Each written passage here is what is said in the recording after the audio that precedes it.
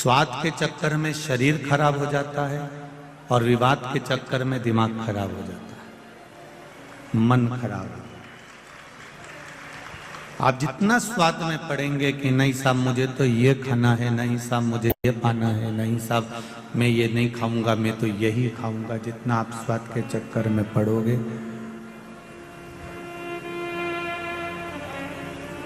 स्वाद उदर को और शरीर को दोनों को समाप्त कर देता है और विवाद बुद्धि को, मन को, दोनों को खराब कर देता है। एक थोड़ी सी देर का स्वाद होता है, हमने जरा रात्रि को भोजन ज्यादा कर लिया तो मालूम पड़े शरीर में निंद्रा ही प्रवेश नहीं कर पाई, नींद ही नहीं आई।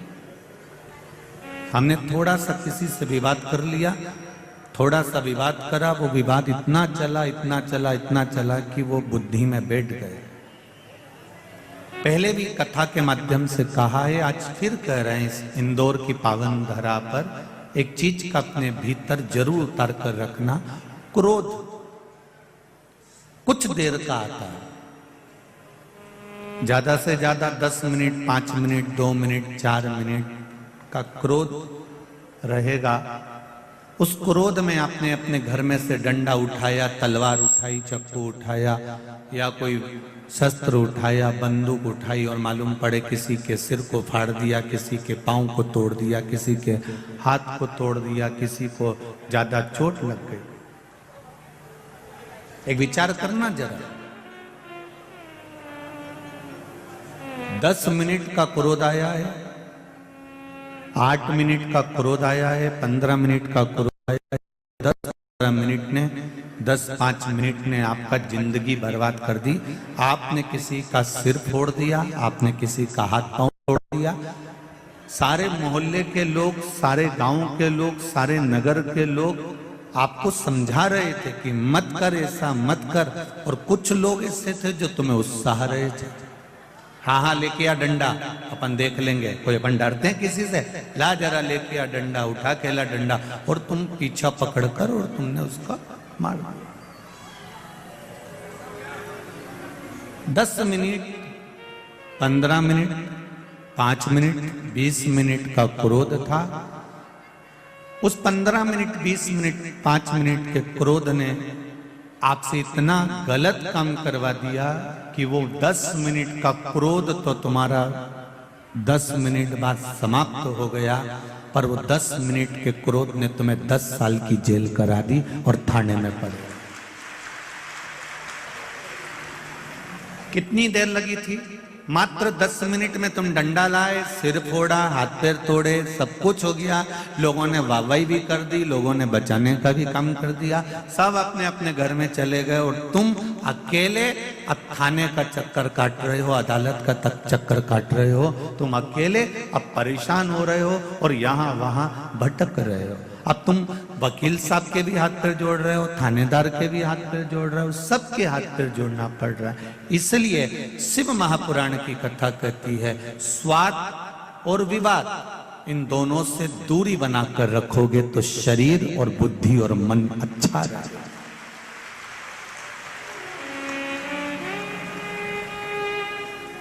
ये मन बुद्धि, ये चित्त, ये वृत्ति आपकी ठीक रहेगी। आप जितना मन को अच्छा कर सकते हो तो विवाद से दूर रहिए। कोई ने आपको गाली दे दी, कोई ने आपको अपशब्द कह दिया, कोई ने आपको आड़ा टेढ़ा बोल दिया, कोई ने आपके लिए कुछ भी वर्णन कर दिया, आप शांत रहो, थोड़ा मौन रहिए, थोड़ा सा शांति बनाकर रखिए, आपको जीवन का सबसे बड़ा सुख प्राप्त होगा। मेरे भोलेनाथ, मेरे शंकर, मेरे देव अधिदेव महादेव फालतू के विवाद में पड़ते ही नहीं थे। पार्वती मैया अगर कुछ बोलती भी थी तो शिवजी यहां से सुने, यहां से निकाल देते थे। धर्म पत्नी ने अगर सास के लिए, ननंद के लिए, देवर के लिए, जेठ के लिए, परिवार के लिए अगर कुछ बोला भी है तो उसमें सावधानी आपकी होना चाहिए कि हमें इस बात के लिए विवाद नहीं करना है, क्योंकि ये तो संसार है।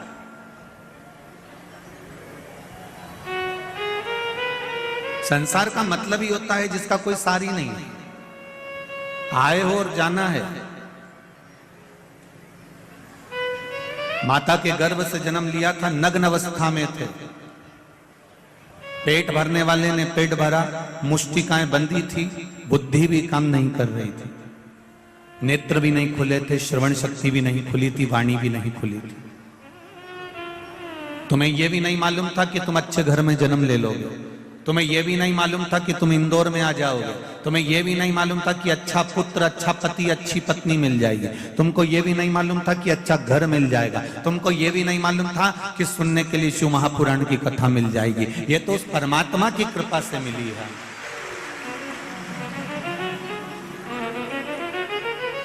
जब भी किसी मांगने वाले को देखो, जब भी किसी भिक्षुक को देखो, जब भी किसी 3 बत्ती 4 बत्ती चौराहे पर जाओ, राजवाड़ा के चौराहे पर जाओ, पलासिया के चौराहे पर जाओ, आप चाहे सपना संगीता चौराहे पर जाओ, जिस चौराहे पर जाओगे और वहां कहीं कोई मांगने वाला अगर तुम्हारे कांच को बजा रहा है और तुम देख रहे हो कि यह मांगने वाला मांग रहा है, उसको देखकर उसी समय पर तुम कुछ देव ना देव वो तुम्हारे ऊपर है, पर महादेव को धन्यवाद जरूर देना कि तूने मुझे यहां खड़ा नहीं करा।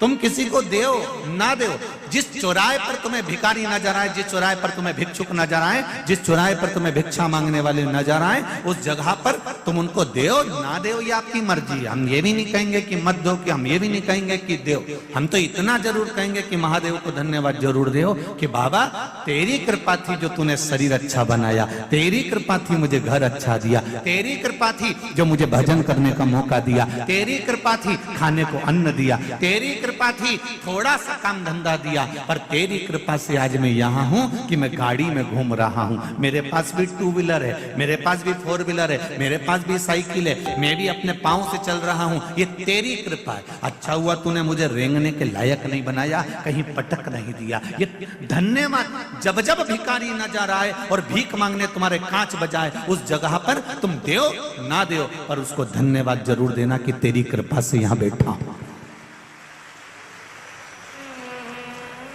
गाड़ी चला रहे हो, डीजे चल रहा है, गाड़ी में बॉक्स चल रहे हैं, मोबाइल चल रहा है और कांच बजाने वाला जब कांच बजा रहा है, भैया कुछ दे दो, भैया कुछ दे दो, तो उस समय पर तुम देना ना देना पर उसको धन्यवाद जरूर देना।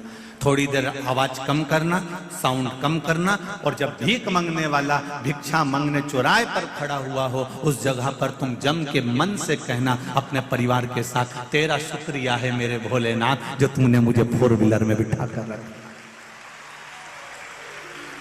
तेरा शुक्रिया है शंभू मेरे महाकाल राजा, ये तेरा धन्यवाद है जो तूने मुझे यहां बिठाया, ये तेरी कृपा।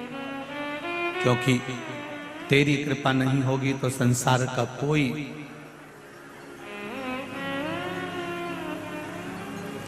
कोई सुख नहीं मिल सकता। तेरी दया है इसलिए आज मैं यहां बैठा हूं, तेरी दया, तेरी करुणा, तेरी उदारता है जो मुझे यहां मिला है, ये तेरी कृपा है।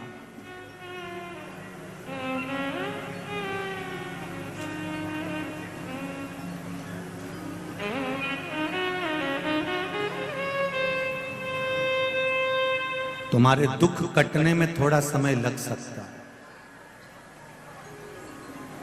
वो कहते हैं ना, कोई जल्दी बनेगा, कोई लेट बनेगा। जम के बोलो जरा, कोई जल्दी बनेगा, कोई लेट बनेगा, पर शिव जी को जल चढ़ाने वाला एक दिन सेठ जरूर बनेगा।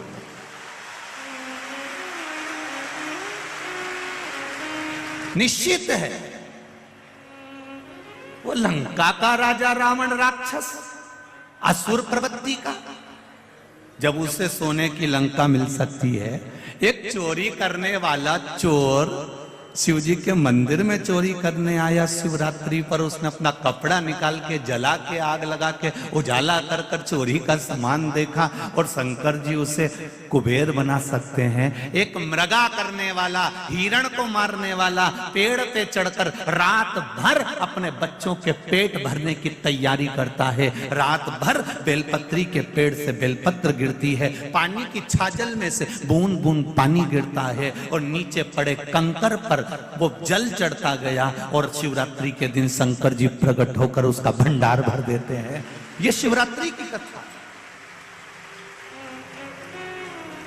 किसी को लेट मिलेगा, किसी को बोलो बोलो जल्दी मिलेगा, पर मेरे महादेव को जल चढ़ाने वाले को एक दिन सेठ पद जरूर मिलेगा। ये निश्चित है, वो मिलेगा।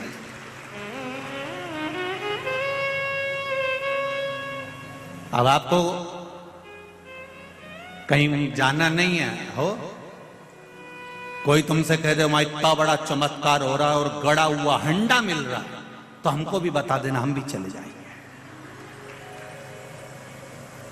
हमें भी बता दो दादा, हम भी चले जाएंगे। अगर ऐसे गड़े हुए हंडे मिलते होते या बहुत बहुत चमत्कार होते होते, अंधविश्वास में मत पड़ना। फिर निवेदन है, इधर उधर भ्रम में भ्रांतियों में मत जाना। अगर ऐसे गड़े हुए हंडे मिलते होते तो ये जितने भी यहाँ बैठे हैं ना, ये एक कथा नहीं सुनते और वह हंडे वाले की ही पड़े होते। और हम भी काय को कथा बाजते, वहीं नहीं बैठ जाते। और ये इतने सारे भाई लोग सेवा कर रहे हैं, चाहे पुलिस कर्मी हो, चाहे गवर्नमेंट वाले हो, चाहे नगर निगम वाले हो, चाहे कैमरे वाले हो, चाहे साउंड वाले हो, चाहे ये म्यूजिशियन हो, चाहे जितने भी यहाँ बैठे, काय को ये टाइम बर्बाद करेंगे भैया हंडे वाले के पास बैठे रहेंगे कि वो थोड़ी देर में कुछ घुमाएगा और निकाल के दे देगा। शिव महापुराण में शंकर भगवान ने माता पार्वती से कहा है, गीता जी में भगवान कृष्ण ने अर्जुन से कहा है, विष्णु पुराण में भगवान विष्णु ने लक्ष्मी जी से कहा है, ब्रह्मवत्ता पुराण में ब्रह्मा जी का संवाद करते हुए स्वयं वीणा देवी से कहा है। वो संवाद आप भी अपनी जिंदगी में उतारना। शंकर भगवान माता पार्वती से कहते हैं, कर्म प्रधान है, आप जितना कर्म करेंगे उतना फल आपके पास प्राप्त होता जाए। खूब मेहनत करो, दिल से करो, जो भी करना है ना दिल से करो। भोजन भी करो तो थोड़ा दिल से करो। भले रूखी रोटी होगी ना, रूखी है ना, ठंडी रोटी है ना, रूखी है ना, चिंता मत करना। जिसकी जिंदगी की शुरुआत रूखी रोटी से होती है, जो दुख सहन कर कर अपने जीवन को आगे बढ़ाता है, जो अपनी जिंदगी में शुरुआत के पल सब ने निकाल दिया, सब ने धक्का दे दिया, अकेला रूखी रोटी खा रहा है। जिसकी जिंदगी की शुरुआत रूखी रोटी से होती है, एक दिन वो चुपड़ी रोटी जरूर खाता ही निश्चित है। आप जिंदगी की शुरुआत में ये मत सोचो मेरा कौन साथ देगा, मैं अकेला पड़ गया, मैं अकेली पड़ गई, मेरा कौन साथ देगा, मेरा पास है कौन। उनके इतने पहचान वाले, उनके इतने रिश्तेदार, उनके इतने हैं, उनके इतने पहचान वाले, उनके साथ में इतने लोग हैं। अरे भाई ये छोड़ दो कि हमारा साथ कौन देगा। साथ देगा तुमने जो शंकर जी के मंदिर में एक लोटा जल चढ़ाया है, जो तुमने शिव भगवान पर एक बेलपत्र चढ़ाई है, जो तुम दिल रखकर शिव महापुराण की कथा में पहुंचे हो, तुम जो दिल से शिव पुराण सुनने वालों का सेवा कर रहे हो, भाव से आनंद से जो तुम गुणगान कर रहे हो, जो राम नाम, कृष्ण नाम, शिव नाम, पंचाक्षर मंत्र, षडाक्षर मंत्र, द्वादशाक्षर मंत्र, महामृत्युंजय मंत्र या श्री शिवाय नमस्तुभ्यम जप रहे हो, वो तुम्हें तुम्हारा साथ देने के लिए तत्पर रहेगा। जिस समय पर द्रौपदी का चीर खींच रहा था, गुरु द्रोणाचार्य भी बैठे थे, भीष्म पितामह भी बैठे थे, उनके पति भी बैठे थे, धृतराष्ट्र और गांधारी भी बैठे थे। ऐसा कौन था जो नहीं बैठा था? सब उस सभा में बैठे हुए थे। और रोई द्रौपदी, सबके सामने जाकर रोई। गुरु द्रोणाचार्य से बोला, मैंने आपसे गुरु मंत्र लिया है, तुम मेरे गुरु हो, तुमने मुझे गुरु दीक्षा दी है, मेरा चीर खींच रहा है। ये मेरी साड़ी खींची जा रही है, तुम कुछ नहीं बोलोगे? साड़ी देख कर भी गुरु भी कुछ नहीं बोले और पांडव भी कुछ नहीं। इतना बड़ा वीर बैठा हुआ था भीम, इतना बड़ा बड़ा योद्धा बैठा हुआ था उस सभा में।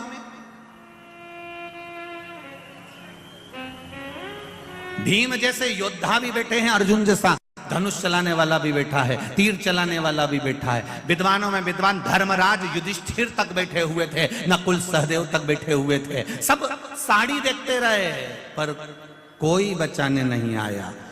अंत समय में फिर मेरे भगवान को आना पड़ा। उसी तरह जैसे भीम, अर्जुन, नकुल, सहदेव, युधिष्ठिर, भीष्म पितामह और धृतराष्ट्र, गांधारी, गुरु द्रोणाचार्य जितने थे ना, सब साड़ी देख रहे थे पर बचाने कोई नहीं आया। उसी तरह अंत अवस्था में पलंग पर पड़े रहोगे, सब नाड़ी देखते रहेंगे पर बचाने कोई नहीं आएगा। साड़ी देखने वाले भी बचाने नहीं आए और नाड़ी देखने वाले भी बचाने नहीं आए। अंत समय में केवल मेरा देव अधिदेव मां ही आएगा। अंत समय परमात्मा की ओर जाने में देरी मत करो। कितना विश्वास है आपका? जितने लोग इस पूरे ग्राउंड में बैठे हुए हैं लाखों की संख्या में, इससे डेढ़े पूरे ग्राउंड के चारों तरफ बाहर बैठकर ओटलों पर कथा सुन रहे हैं। जितने अंदर हैं उससे डेढ़े बाहर।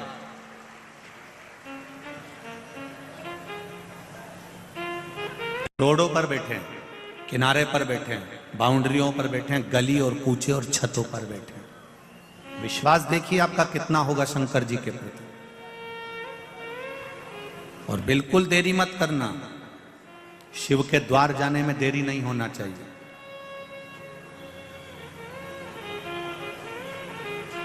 एक पत्र आया है, आज और कल का ही पत्र है, देख लीजिए।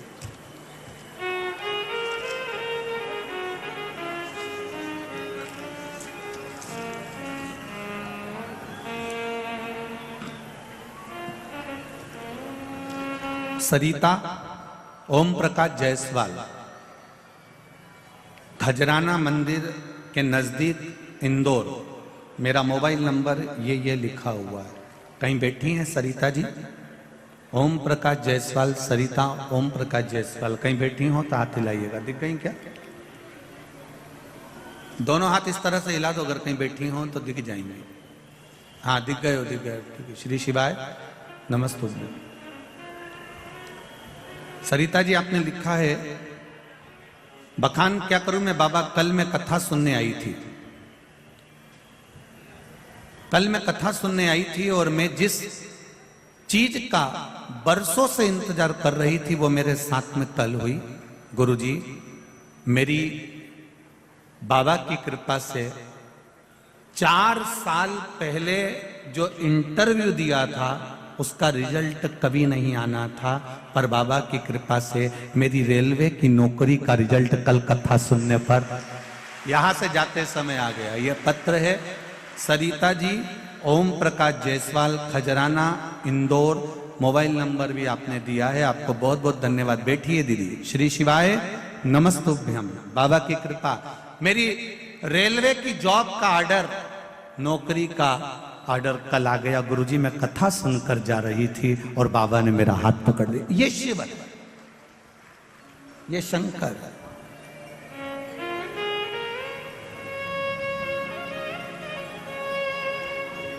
आपसे एक बात हमने पहले कथा में कही है, आप लोगों को स्मरण में है कि नहीं है?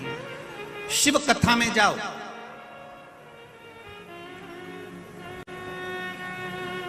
तुम्हारे गले की चेन, मंगलसूत्र, अंगूठी, ब्रेसलेट, पर्स, मोबाइल सब घर पर रखकर आओ। यहां जब आओ तो केवल शिव जी पर विश्वास लेकर आओ, उसके सिवा कुछ मत लाओ।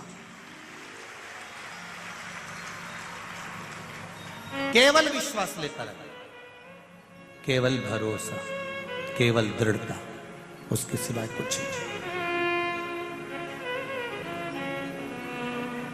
और जब विश्वास पूर्ण होगा तब कुछ फल की प्राप्ति जरूर। जो पाली छूकर आ गया और किसी की पकड़ में नहीं आया तो समझ लो कि वो जीत गया। ये निश्चित है, ये निश्चित था। आपसे भी निवेदन है, मान लो कोई कहे कि बहुत भीड़ है, साफ कथा में पांव रखने की जगह नहीं है, तो भी पाली तो छू के चले जाना। एक बार उसके दरवाजे तक आ गए, एक बार उसकी चौखट तक आ गए, शिव के शिवालय तक आ गए, उसके मंदिर तक पहुंच गए, उसकी चौखट तक पहुंच गए, उज्जैन महाकाल की नगरी तक पहुंच गए, फिर भले मंदिर गए ना गए, ओमकारेश्वर की धरा तक पहुंच गए, भले मंदिर गए चाहे ना गए, उसकी पाली तो छूकर आ गए, मतलब जीत गए निश्चित। तेरे मंदिर में आना मेरा काम है और मेरी बिगड़ी बनाना तेरा। तेरी चौखट पर मैं आ गया, अब दर्शन दिखाना तेरा काम है। कभी एयरपोर्ट जाना, फ्लाइट में बैठने के लिए जाओगे और अंदर जाकर एक बार तुमने तुम्हारी एंट्री कर ली, उसके बाद में तो एयरपोर्ट वाले तुमको ढूंढेंगे फ्लाइट में बिठाने के लिए कि दादा गया कहाँ, और तुम जाओ और बाथरूम में छुप के बैठ जाओ, मत मिलो, वो 25 बार अनाउंस करेगा, भेरू ओ भेरू, ने बार बार कहेगा कमला भाई किनांग है, ओके बुलाओ, ओके हवाई जहाज में बिठाना। तुम जाओ मत ही, तुम्हें जबरदस्ती पकड़ के हवाई जहाज में बिठाएगा, क्योंकि उसको मालूम पड़ गया तुम अंदर आ गए हो। अब तुम अंदर आ गए हो मतलब फ्लाइट तुम्हारे चक्कर में रुकेगी और तुमको बिठाकर ले जाएगी। इसीलिए तुमसे निवेदन, एक बार उसके दरवाजे तक पहुंच जाओ, फिर तो वो तुम्हें पकड़ कर ले ही जाएगा, ये निश्चित। तुम जाओ तो एक बार उसकी चौखट पर, तुम जाओ एक बार उसके दरवाजे तक, तुम जाओ एक बार उसके मंदिर तक, तुम जाओ एक बार महाकाल की नगरी तक, तुम जाओ ओंकारेश्वर तक, तुम जाओ उसकी चौखट तक, तुम जाओ उसकी शिव पुराण तक, वो तुम्हारे द्वार पर पहुंचेगा तुम्हारे दुख को मिटाने के लिए, भक्ति की अविरल भक्ति तुम्हें देने के लिए।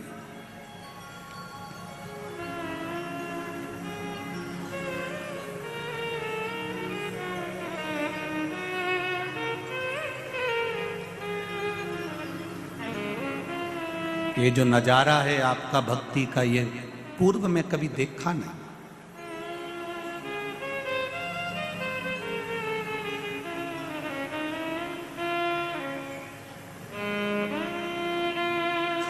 आज संपूर्ण मध्य प्रदेश के ज्योतिष आचार्यों का संघ हम जहाँ ठहरे हैं वहां मिलने पहुंचा था। सभी विद्वत ब्राह्मणों को नमन करता हूं, सभी ज्योतिष आचार्यों को। सारे ज्योतिष आचार्य, मध्य प्रदेश ज्योतिष आचार्य का संघ जब वहां पहुंचा, बुजुर्ग ब्राह्मण जनों का जो भाव था, उन्होंने एक शब्द बड़ा सुंदर कहा, गुरुदेव महाराज मिश्रा जी, हमारी पूरी जिंदगी निकल गई, कई मंदिर ऐसे थे जहां पर जाले लगे होते थे, पर आज उन मंदिरों में भी लोग लाइन लगाते हैं, ये शिव की कृपा है, ये शंकर की उदाहरण। ऐसा नहीं है कि पुराने समय में कथा नहीं होती थी, कथा बहुत होती थी। पहले कथाकार भी बहुत बड़े, कथाएं भी बहुत बड़ी, कथा भी खूब हुई, भीड़ भी खूब बड़ी। ऐसा नहीं कि भीड़ नहीं बड़ी, पहले कथाओं में भीड़ भी बहुत बड़ी, कथाएं भी बहुत बड़ी, कथाकार भी बहुत बड़े, आयोजन भी बड़े से बड़े हुए, पर एक काम पीछे रह गया था, लोग मंदिर तक नहीं जा पा रहे थे, वो शिव महापुराण ने उनको वहां तक पहुंचा दिया, मंदिर तक चलो। और यही करना कुछ नहीं है। तुम्हारे बेटे को तुमको एनर्जी देना है कि बेटा कर्म करो, पढ़ाई करो, आगे मंजिल तक वो पहुंचाएगा। इंटरव्यू देने तो जाओ, परीक्षा में तुम पढ़ाई करके तो जाओ, खेत में बीज तो बो, कुआं खोदो तो सही, जाओ थोड़ी मेहनत करो, फल जरूर मिलेगा। एक ताला और एक चाबी तुम्हारी ही है, ताला तुमने घर में लगा दिया, चाबी तुमने अपने पास में रख दी, रोज रोज ताला खोलोगे तो वो चाबी लग जाएगी और ताला लगाए हुए 4-6 साल हो जाएंगे, 8 साल हो जाएंगे, उसके बाद में जाके चाबी लगाओगे तो लगेगी क्या? उसमें फिर आप कहोगे इसमें जंग लग गया है, उसमें जंग लग गया, हवा भी लगी, पानी भी लगा, उसमें मिट्टी भी लगी, तो चाबी वही है, ताला भी वही है, बस उसमें वो लग नहीं रही, खुल नहीं रही। फिर तुम जब समझदारी करोगे तो क्या करोगे? अंदर से कहीं से तेल लेकर आओगे और फिर वो तेल ऑयल उसमें ताले में डालोगे, फिर थोड़ा सा यूं यूं बजाओगे, बजाने के बाद भी नहीं खुले तो फिर चाबी को थोड़ा सा घिसोगे, फिर तुमने चाबी भी घिसी परंतु फिर भी नहीं लग रहा। तो किसी ने कहा एक काम करो रे, एक डब्बा में घासलेट को तेल भरी लो और घासलेट का तेल भर के ये ताले को उन्हें डुबई दो। जब ताला घासलेट में डूब जाएगा और डूबने के बाद फिर अपन इसके थोड़ा सा खटखटाएंगे, उसके बाद चाबी लगाएंगे तो लग जाएगी। फिर उन्हें यही किया ना, डब्बा में घासलेट लाई नहीं, उन्हें ऊपर डुबो दिया और डुबोने के 15-20 मिनट बाद चाबी लगाई, ताला खुल गया। बस ये मन ताला है और भक्ति की चाबी है, इसको खूब लगाओ। इस मन में जब काम, लोभ, आसक्ति, वासना और तृष्णा जम जाती है तो ताला खुलता नहीं है, ये मन भगवान तक जाता नहीं है, खुल ही नहीं पाता। इसको बचपन में भी परमात्मा के पास ले जाओ, इसको जवानी में भी परमात्मा के पास ले जाओ, इसको अधेड़ी में भी परमात्मा के पास ले जाओ, इसको बुढ़ापे में भी भगवान के पास ले जाओ। कोई ये सोचे कि अभी कोई हमारी उम्र है, आराम से जाएंगे भगवान के पास, अभी कोई हमारी उम्र है, बचपन में भगवान का भजन कोई करता है, जवानी में कोई भगवान का भजन करता है, अधेड़ी में कोई भगवान का भजन करता है, तो समझ लेना ताले में जंग लग गई, फिर ये चाबी से नहीं खुलने वाली। फिर क्या करना पड़ेगा? तो क्या ये ताला नहीं खुले, ये मन, अगर ये चाबी भक्ति की चाबी से ये मन नहीं खुल रहा है, ये मन परमात्मा तक नहीं जा रहा है, तो फिर शिव महापुराण में ले जाके इसको डुबकी लगवा दो, फिर ये मन पूरा की पूरा खुल जाएगा, ये निश्चित। इसको खोलना पड़ेगा।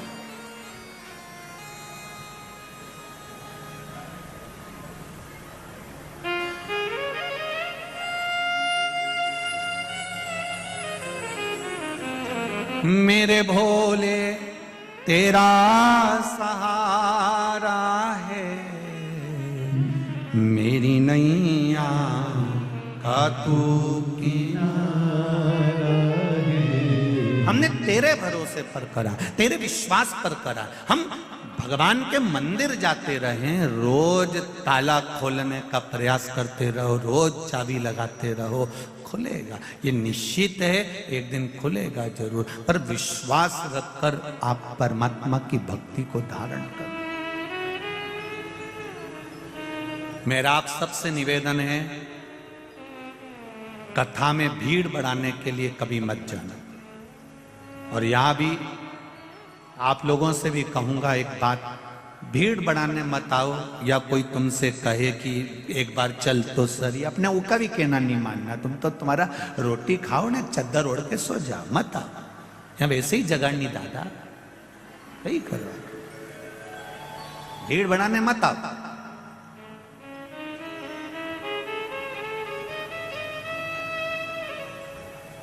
यहां भीड़ बढ़ाने की जरूरत नहीं है। या तो देव अधिदेव महादेव के पास आओ तो अपनी पीड़ा सुनाने आओ कि मेरे जीवन में ये दुख है बाबा, और मेरा विश्वास कहता है सारे दुखड़े तू हर गया डमरू वाले, तो मेरे दुख को देख कर क्यों डर गया डमरू वाले, तू मेरे दुख काटेगा ये निश्चित है। उसके पास में आओ तो दिल से आओ। शिव मंदिर में जाना तो दिल से जाना, शंकर भगवान की चौखट पर जाना तो दिल से जाना।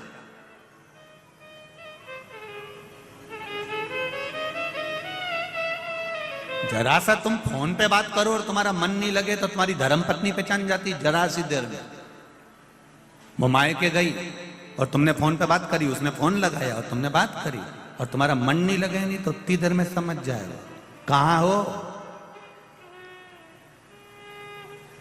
दिन भर फोन पे बात नहीं करते, कम से कम 5 मिनट तो अच्छे से कर लिया करो।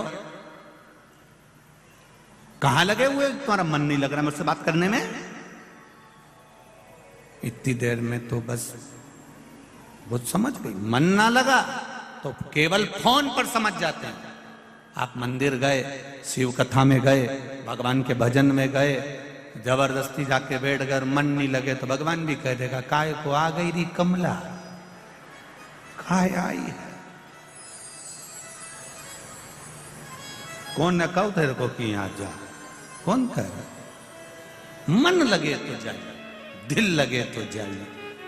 शिव के मंदिर में भी जाओ, जब घर से एक लोटा जल भर कर लेकर जा रही हो, परिंडे में से, हंडे में से, नल में से एक लोटा पानी भर कर लेकर जा रही हो, तो तुम्हारा दिल, घर के लोग पूछे कहां जा रही हो मां, बेटा कहां जा रहे हो? शिव मंदिर तक जा रही हूं, शंकर भगवान को जल चढ़ाने जा रही हूं, शिव से अपने हृदय की बात कहने जा रही हूं, क्योंकि मेरे दिल की बात कोई नहीं सुन सकता। जिससे कहूंगी वो हंसेगा, सुनेगा तो मेरा महादेव सुनेगा, उसके सिवाय कोई नहीं सुन सकता। कौन सुन? एक पत्र आया है, देखिए।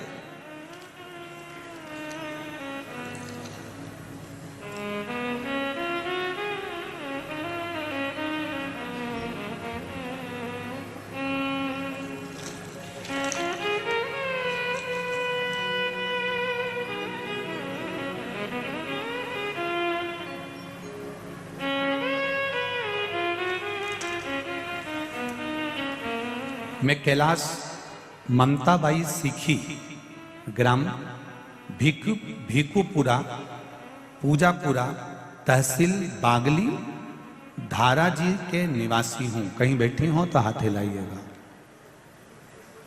कहीं बैठी हो तो दोनों हाथ। आप ही हैं? श्री शिवाय नमस्तुभ्यम, दोनों हाथ हिला दो एक बार से। हर हर महादेव। गुरुजी, शिव की महिमा का और आप क्या वर्णन करूं। मेरा लड़का 15 वर्ष का है, जिसको लीवर में इन्फेक्शन हो गया था। उसको मैं एप्पल हॉस्पिटल इंदौर लाया, जहां डॉक्टरों ने जांच करने के बाद उसके बचने की कोई उम्मीद नहीं बताई। कह दिया आप इसको घर ले जाओ। फिर उसकी रिपोर्ट लेकर 2-3 बड़े अस्पताल में हम बताने गए। सभी डॉक्टरों ने मना कर दिया कि इसका लीवर काम करना बंद कर दिया है, कुछ दिन बिल्कुल डैमेज हो चुका है, इसका लीवर बिल्कुल काम नहीं कर रहा, शून्य पर आ गया और ये अंतिम पड़ाव पर है, जाएगा। विशेष जुपिटर अस्पताल जो कि 3 इमली इंदौर में है, वहां पर भी गए और डॉक्टरों से बोला कि आप एडमिट तो करो, कम से कम मेरे बच्चे को देखो। तो भर्ती करने का मना कर दिया। भर्ती करने के फिर हमने जब बोला, तब जाकर बाबा की कृपा से उनको भर्ती करने के जांचें शुरू हुई। डॉक्टर ने बोला इनका लीवर खत्म हो चुका है, जिसका कोई इलाज नहीं है, आप पैसे बर्बाद मत करो, आप इसे घर ले जाओ, इसे कोई भी डॉक्टर नहीं बचा सकता। फिर मेरी पत्नी रात 10 बजे डॉक्टर के पास गई और बोली आपने अपना काम किया है, बाबा से विनती करती हूं मैं, आप इसका थोड़ा तो इलाज करो, मेरे बच्चे को बचा लो, 15 साल का है। काम करने, डॉक्टर कहते हैं हमें अपना काम करने दो, आपको जो करना है करो, हम 2-1 दिन रखेंगे, बाकी इसको छोड़ देंगे। फिर मैं बाबा की कृपा से मेरी सहेली को मैंने फोन किया, फिर उसने मुझे सीहोर का रुद्राक्ष दिया। वो रुद्राक्ष हमने जल गलाया, शिव जी को जल चढ़ाना प्रारंभ करा। शंकर पर चढ़ा हुआ जल लेकर आई। डॉक्टर ने मना कर दिया था कुछ देने से, हमने आधी चम्मच से भी आधी चम्मच उसको डॉक्टर से हाथ जोड़कर उस जल को उस बच्चे को श्री शिवाय नमस्तुभ्यम का मंत्र बोलकर पिला दिया। तेरी कृपा बिना न हिले एक भी अणु, लेते हैं श्वास तेरी कृपा से तब। हम फिर कहेंगे कथा सुनने आप लोग आए हैं, भले आपको 4 घंटे लग रहे हो, 5 घंटे लग रहे हो, पर उसके द्वार पर जाकर आप कथा सुन रहे हो, बैठकर कथा सुन रहे हो। जितने लोग आस्था पर सुन रहे हैं, जितने लोग फेसबुक यूट्यूब पर सुन रहे हैं, मैं निवेदन करूंगा, मेरा बाबा क्या देगा ये तो मेरा डमरू वाला ही जान सकता है। मैं बताना वो क्या देगा, वो उसके हाथ में, ये उसके हाथ में। तेरी कृपा बिना न हिले एक भी अणु, लेते हैं श्वास तेरी कृपा से। बखान क्या करूं मैं राखों के ढेर का, चपटी भभूत में खजाना कुबेर का। आप दिल से रिझाओ उसको। भगवान विष्णु जी ने, भगवान शिव जी ने ब्रह्मा जी से कहा, ब्रह्मदेव सृष्टि की रचना करिए और सृष्टि को आगे बढ़ाइए।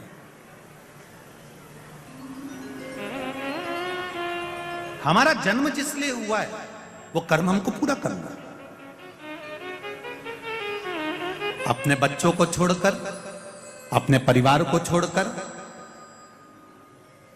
अपनी पत्नी या अपने पति को छोड़कर, अपने पुत्र पुत्री को छोड़कर, अपने कुटुंब और परिवार को छोड़कर हमें उनसे मुंह मोड़कर नहीं जाना।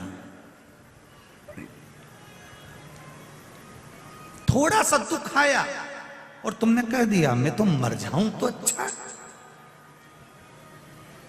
तो कौन मना कर रहा है? मरो नहीं, निपटो।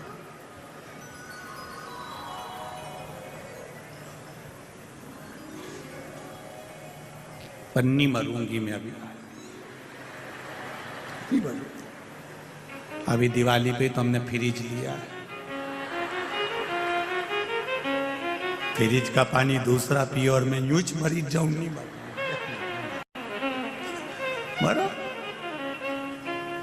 मानव का शरीर मिला, इतना जोरदार मिला है। 84 लाख भी योनि है ये मनुष्य का शरीर। 83,99,999 योनि काटने के बाद ये शरीर मिला। कितनी योनियां काटी रे, माता का जू बने और किसी ने निकाल के ना अंगूठा पे धर के निपटा ही दिया। फिर खटमल बने ने खटिया में घुस गए और किसी ने घासलेट का तेल डाली ने धूप में पटकी दिया, निपट गया।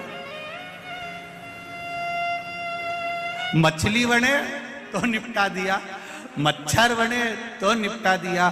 कितनी योनियां ली, पर उस योनि में हमने नहीं किया कि मच्छर बोला। कभी तुमने कभी मच्छर से बात करना, मच्छर बोले कि मैं सुसाइड करूंगा? मच्छर भी नहीं बोले भले मैं नाली के पास पड़ा रहूं, भले मैं पड़ा रहूं, पर नहीं करूंगा सुसाइड, चाहे कुछ भी हो जाए, नहीं मरूंगा।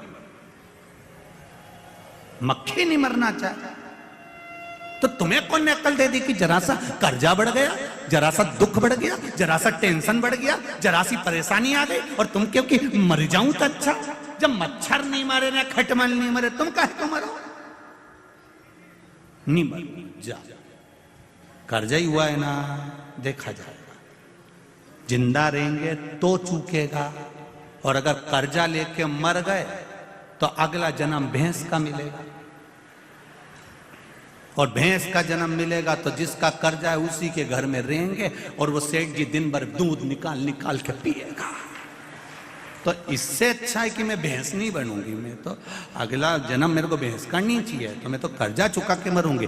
कोई तुमसे कहे कि कर्जा हो गया, इतना हो गया, चुकाना पड़ेगा, आएगा तब दूंगे, आएगा तब देंगे, मना नहीं है। हम बिल्कुल मना नहीं करें तुमसे कि हम नहीं देंगे, देंगे, पर आने दो दिन। तो इतनी जब तुम्हारे पास 1 रुपया भी नहीं है तो इतनी खुश होकर तैयार वैयार होकर कथा में काय हो जाती है? नो, सियोर वाला महाराज बोला है, भगवान की कथा में मुसद्दी लाल जैसे नहीं जाना। भगवान के पास जाना और भगवान के चरणों में जाना तो हमेशा खुश होकर जाना। हमने पहले भी कहा, तुम शिव जी को 1 लोटा पानी भी नहीं चढ़ा सकते, कोई बात नहीं, तुम उसके दरवाजे के सामने से भी निकलो ना तो उसको मुस्कुरा कर चले जाओ। शंकर भगवान भी टेंशन में रहेंगे, पगली हंसी क्यों थी, क्यों हंसी? और अगर तुमको ऐसा लगता है कि सियोर वाला महाराज गलत कह रहा है तो अभी तुम यहां से रास्ते से जाना, कहीं का दुकान वाला बैठा हो तो तुम मुस्कुरा के चली जा, आधा टेंशन में पड़ जाएगा। कौन थी, कौन, ये मुस्कुराई क्यों? और रोज 2-3 दिन उसको मुस्कुरा के चले जाओ, रात की रोटी चली जाएगी पापड़ा की, रात भर सोचेगा ठीक कौन? 82 साल की थी, धोला धोला बाल था, मुंडा में 6 दांत थे, पर दुकान के सामने रोज आती है और रोज हंस के जाती है। वो भी अपनी पत्नी से कहेगा एक बुढ़िया बहुत परेशान करके रखी, मेरे को रात रात भर नींद नहीं आ रही। क्यों, क्या हुआ? बस वो दरवाजे के सामने आए, दुकान के सामने, और मुस्कुराए और चली जाए। तुम मुस्कुरा दो, नींद उसकी गई जाए। तुम एक बार शंकर जी के मंदिर चल जाओ, पानी भी नहीं है, लोटा भी नहीं है, जल भी नहीं है, बेलपत्र भी नहीं है, पर रोना नहीं उसके मंदिर में जाकर, मुस्कुरा कर जाना, नींद उसकी उड़ जाएगी कि मेरा है, ये मेरा है। इतना कर्जा है इसके माथे पर, इतनी तकलीफ में चल रहा है, इतना दुख है इसकी जिंदगी में, तो भी मेरे मंदिर में मुस्कुरा कर आता है। तो पार्वती जी भी शंकर जी से कह देगी और मत सुनो, बेचारी रोज मुस्कुरा के आती है, इसलिए आती है कि तुम कुछ तो कह दो। शंकर जी ने भी कह दिया, आ जान दे मेरे मंदिर के सामने, आ जान दे जरा। और जो मंदिर के सामने मुस्कुरा कर गई, शिव जी ने भी कह दिया, जा अब ऐसी ही मुस्कुराती रहे जिंदगी भर आनंद कर। अब तुम रोज रो रो के जाओ, भगवान में तो गणी दुखी हुई गई, भगवान में तो बड़ी दुखी हो गई। तो भगवान पार्वती जी भी शंकर जी से कह रही, का तो रोज का रोना यही है। भगवान भी कह देगा, ओ रोती रहे, जा मुस्कुराओ। उसके दरवाजे पर स्माइल प्लीज। फोटो वाला भी कहता है, कैमरा लेके 1 मिनट, कितनी देर लगे फोटो खींचना में? बोलो री इंदौर वाली जी जियो, कितनी देर लगे फोटो खींचने में? 1 क्षण, केवल बटन दबी और फोटो खींच गया। अब इतनी सी देर लगी और फोटो वाले ने तुमसे कितनी बड़ी बात कह दी, ए अम्मा स्माइल प्लीज। फिर अम्मा तुरंत पल्लू वल्लू ले, अम्मा के भी मालूम है कि अगर फोटो बिगड़ी गया नहीं तो कई काम करनी दादा, कई काम करनी।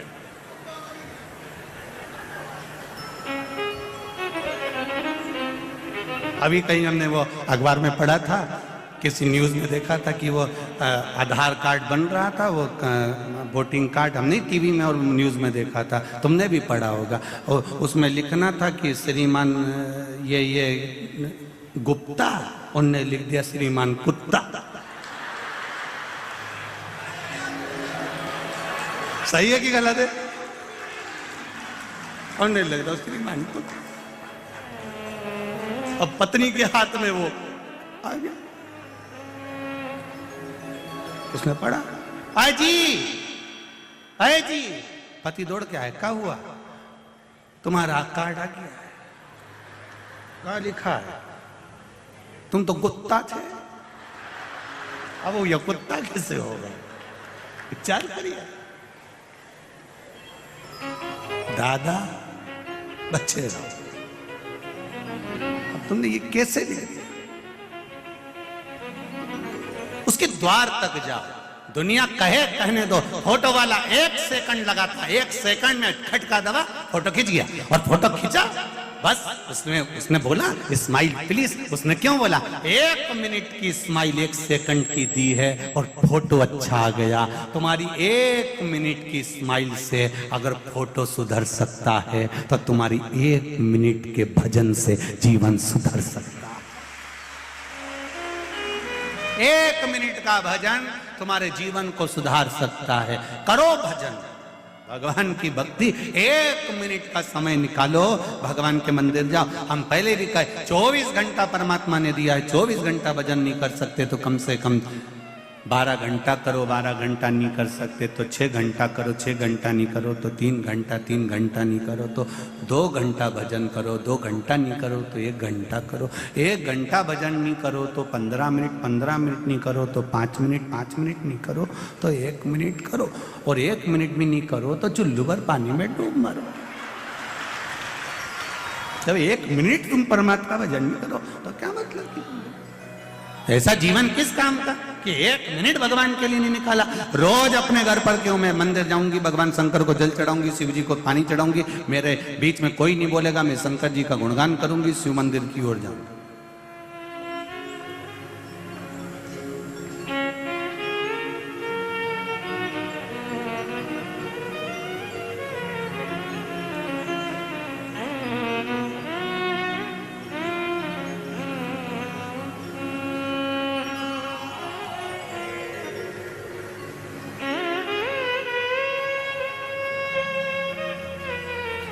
आप दिल से कहो, वो सुने।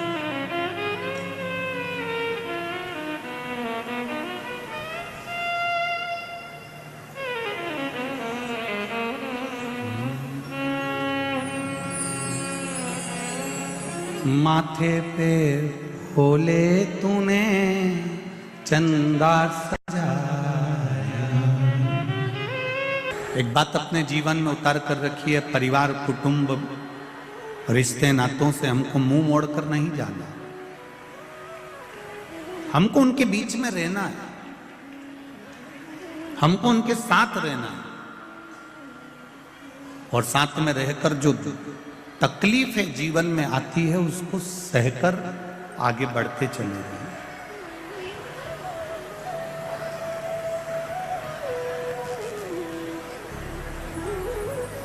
देखा, ब्रह्मदेव से कहा सृष्टि की रचना करो।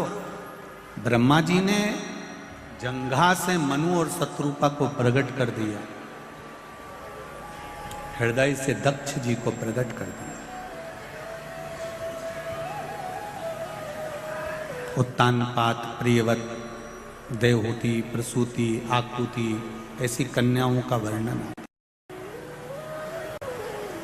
हृदय से ब्रह्मा जी ने दक्ष को प्रकट किया।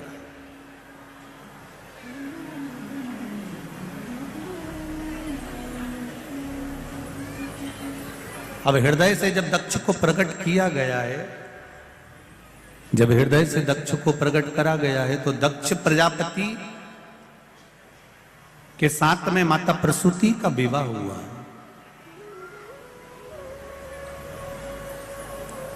माता प्रसूति के गर्भ से जितने बच्चों ने जन्म लिया वो सारे की सारे संस्कारवान। इसलिए आज भी हॉस्पिटल में जहां बच्चा जन्म लेता है, उस जन्म लेने वाले कक्ष के बाहर लिखा रहता है प्रसूति कक्ष। मतलब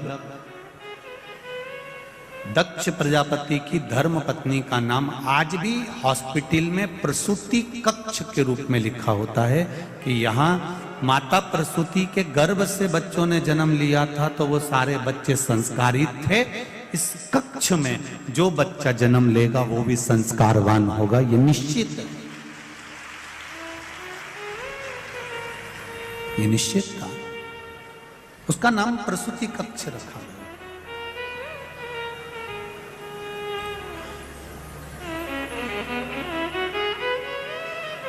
शिव महापुराण की कथा एक बहुत अच्छी बात कहती है, जरा ध्यान दीजिएगा। धन चले जाएगा तो वापिस आ जाएगा,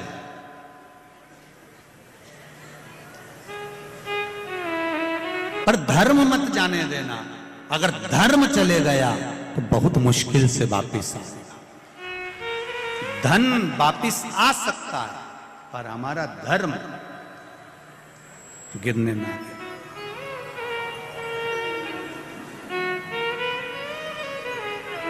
बहुत अच्छा लगा जब कोरोना महामारी का क्रम चल रहा था। आप लोग तो सब इंदौर के निवासी हो, आप लोगों को तो मालूम होगा। हम तो केवल कुछ थोड़ा बहुत अखबार आदि से जो देख लेते हैं, मीडिया पर पढ़ लेते हैं, उसका स्मरण रहता है। कोरोना महामारी में कितना कितना त्राही त्राही मची, हर तरफ कहीं ना कहीं हाहाकार मचा हुआ था।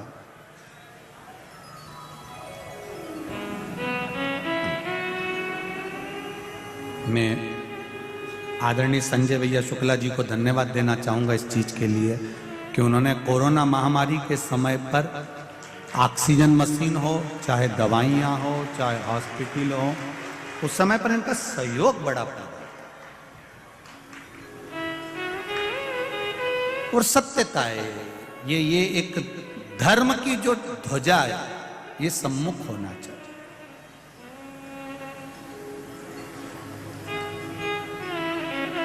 धर्म की ध्वजा अग्रण्य होना चाहिए, और उसका जो सुख है वो सुख कहीं नहीं मिल सकता। कल रात्रि को यहाँ पर बहुत सारे लोग सोए हुए थे, इंदौर वाले लोग, आप लोग तो दर्शन करने आते होंगे। रात्रि के समय पर यहाँ पर जो लोग सोते करते हैं, बाहर से आए हुए जो अतिथि लोग हैं वो भजन करते हैं, कीर्तन करते हैं रात भर। संजय भैया शुक्ला परिवार ने तो, उनके मित्र मंडली ने तो व्यवस्था करी है रुकने की भी, और भोजन आदि की सब व्यवस्थाएं बाहर से आए हुए लोगों की करी है। पर फिर भी मेरे इंदौर के जो दानवीर हैं वो जब यहाँ पर रात्रि के समय पर आकर कोई बिस्कुट, कोई खिचड़ी, कोई कुछ बांट रहा था, उसके मैसेज जब हमारे सीहोर कुबेरेश्वर धाम पर गए, वीडियोस गए, बड़ी प्रसन्नता हुई कि मेरा इंदौर इंदौर है, ये साधारण नहीं है। आप दुनिया की सेवा कर रहे हो, मान रहे हैं, पर ये शंकर के जो भक्त आए हैं ये कोई साधारण नहीं है। इसी कथा के पंडाल में एक IAS ऑफिसर भी बैठी हुई है जो महाराष्ट्र से आई है, केवल कथा सुनने के लिए आई है और इसी पंडाल में सोती है और कथा सुनकर 7 दिन की चली जाएगी। कई ऐसे हैं बेटा बेटियां जो बहुत, ऐसा नहीं है कि कई कई लड़के बेटियां बेटे अगर सोचे कि हम जीन्स पहने, हम टी-शर्ट पहने, हम आज के फैशन के हैं, हम आज के फैशन के हैं, हमें कोई मतलब नहीं भगवान की भक्ति से, हमें कोई मतलब नहीं भगवान के भजन से। मैं उनसे कहना चाहूंगा, जिंदगी में आप पहनावा कैसा भी पहनो, कैसा भी भोजन करो, पर निवेदन है अपने सनातन धर्म को लेकर आगे बढ़ो तो जिंदगी सार्थक हो।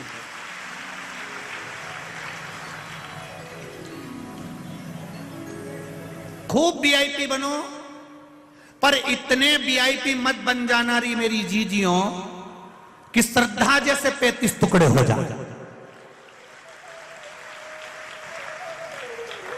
इतने VIP मत बन जाना, खूब VIP बनो, राशि ठाट रखो, एक मोबाइल की जगह 4 लटका के चलो। कौन मना कर रहा है तुमको?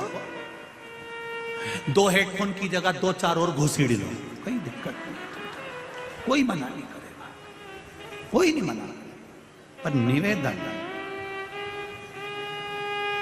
सब कुछ छोड़ दूंगी पर अपना धर्म नहीं छोड़ूंगी, भगवत भजन नहीं छोड़ूंगी, चाहे कुछ। आज सबसे ज्यादा खुशी इस बात की होती है कि मेरी बेटियां, मेरे बेटे, छोटे छोटे बच्चे, ये नवयुवक बहुएं, ये पूरी सभा में आप ये पूरी कथा व्यासपीठ के सामने जितने भी माताएं बैठी हैं, इनमें 80, 85, 90 की तो कम मिलेगी, जितनी भी मिलेगी ना सब नवयुवक बहुएं मिलेंगी। यह है कि हम शिव की भक्ति करेंगे और आने वाली प्रेरणा देंगे, तो वो भक्ति कर रही है। इनमें देख लो कहीं की डोकरियों मिल जाए अच्छी जोरदार, और मिलेगी भी तो ओल्ड इज गोल्ड मिलेगी, तो ऐसे मिल जाएगी दमदार। तुम देखो पूरी कथा, ये उठी, प्रणाम प्रणाम प्रणाम, एक और उठी है, जय हो, एक और उठी इधर भी, धन्य है। नमन मेरी माओ को, प्रणाम करता हूं आपके चरणों को, धन्य। संजय भैया गजब तो करा, डोकरियों भी आई है। बैठो बैठो, प्रणाम करता हूं आपको, नमन है, नमन। श्री शिवाय, बैठो माँ, बैठो बैठो, प्रणाम करता हूं आपको, बहुत बहुत भाव आपका, इसमें ये प्रेम है आपका, ये वात्सल्यता है आपकी, ये करुणा है, और उसकी भक्ति के बिना कुछ भी नहीं। शिव कथा कह रहे, अपना फर्ज मत भूलो। प्रसूति मैया का विवाह दक्ष प्रजापति के साथ हो गया, कई कन्याओं का जन्म हुआ, 60 कन्याएं जन्म ले ली, 27 तो चंद्रदेव के साथ किया, कई कन्याओं का। अब चंद्रदेव के साथ में जो कन्या भी आई, उसमें एक रोहिणी भी थी, जिस पर चंद्र बहुत आसक्त रहते थे, उनसे प्रेम करते थे, उनसे स्नेह करते थे। बाकी की जो धर्म पत्नियां थी उनकी और उसको देखते नहीं, बंद है शायद। बाकी की जो धर्म पत्नियां थी उनको वो देखते भी नहीं।